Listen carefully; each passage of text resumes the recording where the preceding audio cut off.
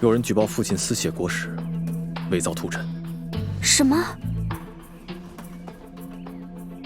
父亲写史书的事情，只有我们还有他几个最亲近的弟子知道。究竟是谁？究竟是谁？我会查出来的。现在最重要的是大哥。大哥怎么了？大概是不想父亲名声受损，大哥顶了罪，说那些都是他一人所写。私写国史，伪造图谶，这可是大罪。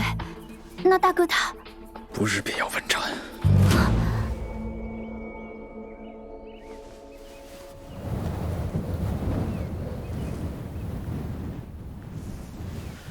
我这就赶往洛都，你在家陪着母亲。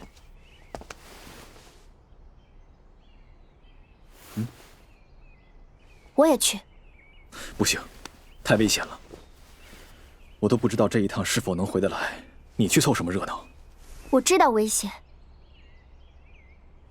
可是二哥，从小到大你偷跑出去干的那些事，哪一次能甩得掉我？